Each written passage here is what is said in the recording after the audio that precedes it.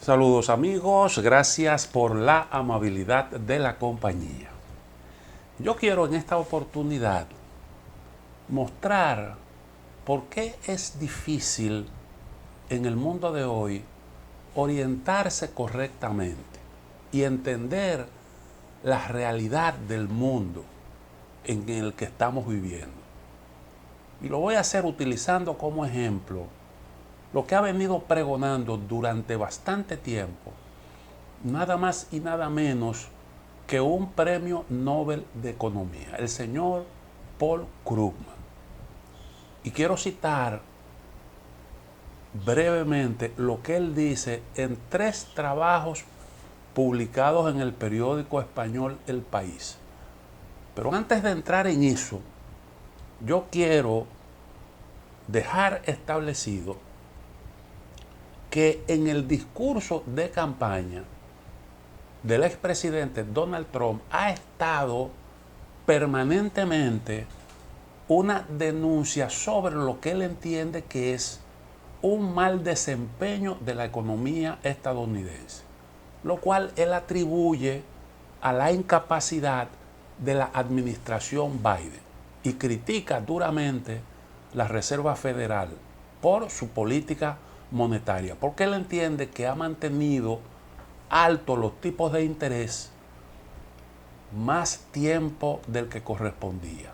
Y naturalmente los tipos altos de interés, como todos sabemos, encarecen el dinero. Un dinero caro dispara los costos de producción. Si los costos de producción se disparan, los artículos de consumo llegan a unos precios más elevados. Eso pues frena la actividad económica porque baja la demanda e impacta en los ingresos de las empresas, en su desempeño. Cuando Donald Trump hace esas críticas, la respuesta ha sido siempre que él está hablando mentiras porque sus críticas no se basan en hechos concretos. Y uno de los que ha criticado duramente a Donald Trump es precisamente el premio Nobel de Economía, el señor Paul Krugman. Él dijo el 24 de mayo de 2024 de este año, en un artículo en el periódico El País, que la economía estadounidense era una economía vibrante. Es bueno tener pendiente la fecha, 24 de mayo, hace apenas 2 meses y tanto. Él afirmaba, citando datos, que la economía de Estados Unidos es una economía muy fuerte. Y entonces él dice en ese trabajo titulado Estados Unidos sigue sufriendo una vibracesión, acuña el término para aplicarlo a una economía que él entiende que es vibrante y que tiene un buen desempeño. Un solo párrafo para no agobiarlo con citas largas. Si Donald Trump gana las elecciones, dice él, la razón principal será seguramente que la mayoría de los votantes cree que la economía de Estados Unidos va mal. Y por mucho que se tema un segundo gobierno de Trump, la derrota electoral de un presidente en ejercicio que se considera que preside una economía mala es al menos en un sentido lo normal en la política. Sin embargo, según los indicadores normales, la economía estadounidense no va mal. De hecho, va bastante bien. Mejor que la de casi todas las economías mundiales. Y entonces él hace referencia a una serie de encuestas que ponen de manifiesto la inconformidad de la gente con el desempeño de la economía. Una de esas encuestas habla de que el 56% de los estadounidenses entienden que la economía no va bien. Y entonces él dice, hay una situación rara ahí y deja entrever que tiene que ver con la manipulación de los republicanos, que son los que critican el mal desempeño de la economía.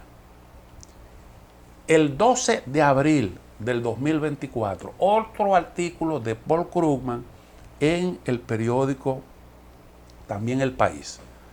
Que no les engañen, la economía de Estados Unidos es una extraordinaria historia de éxito.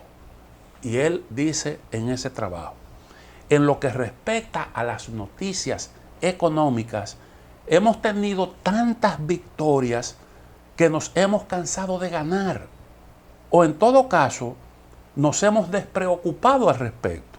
La semana pasada recibimos otro magnífico informe sobre el empleo, crecimiento de la ocupación durante 39 meses consecutivos y da la impresión de que casi nadie se ha dado cuenta. Concretamente, no está claro si las buenas noticias harán mella en el todavía generalizado, pero falso, relato de la mala situación de la economía con el presidente Joe Biden. Una crítica directa a Donald Trump y al Partido Republicano, que son los que han estado denunciando un mal desempeño de la economía. Bueno, pues ahora, en un artículo publicado este martes 6 de agosto, Paul Krugman, agárrense bien, escribe un artículo titulado La economía de Estados Unidos parece estar a punto de entrar en recesión. Parece estar a punto de entrar en recesión. Eso lo está diciendo un premio Nobel de Economía que hace apenas 2 meses estaba diciendo que la economía estaba mejor que nunca, que era una economía vibrante. Pero resulta que ahora nos está diciendo que la economía está a punto de entrar en recesión. Ustedes saben técnicamente cómo es que se define la recesión. Son 2 trimestres de crecimiento negativo. Eso es lo que se llama recesión. O sea, durante 3 meses, si la economía en vez de crecer, decrece, entonces eso es lo que técnicamente se llama recesión. Y si usted me dice a mí que la economía está a punto de entrar en recesión, lo que está es reconociendo que la economía ha tenido un mal desempeño durante muchos meses. Pero él venía diciendo exactamente lo contrario. Entonces, evidentemente que aquí estamos frente a una grave falla. Nada más y nada menos que un premio Nobel de Economía. Ahora, ¿qué él dice en ese artículo? Repito, 6 de agosto de 2024. Es probable que Estados Unidos aún no haya entrado en recesión, pero definitivamente la economía tiene pinta de estar a punto de hacerlo. Estar a punto de hacerlo. Ninguna economía entra en recesión de la noche a la mañana. Para eso se necesitan meses de crecimiento negativo, de mal desempeño. Y los responsables políticos, que en este momento básicamente quiere decir la Reserva Federal le está atribuyendo la responsabilidad, deben actuar con rapidez para evitar el riesgo de un grave deterioro de la economía. Está claro que la Reserva Federal cometió un error al no recortar los tipos la semana pasada. De hecho, probablemente debería haber empezado a recortarlo hace meses. Pero ¿cómo usted está diciendo eso cuando usted mismo decía que la economía era vibrante? Y si la economía era vibrante, estaba creciendo y todavía la inflación era alta, se sobreentiende que la Reserva Federal estaba haciendo lo correcto. Él eso no lo vio venir hace meses, pero ahora él cambia su discurso y está diciendo que la Reserva Federal cometió el error de no ajustar, de no recortar los tipos de interés, que era lo que venía reclamando Donald Trump, al que él le llamó prácticamente mentiroso, por estar diciendo que la economía no iba bien cuando era, según él, todo lo contrario. Ahora, ¿qué es lo que está ocurriendo? Bueno, pues resulta que la semana pasada se publicó un informe sobre el comportamiento del mercado laboral estadounidense.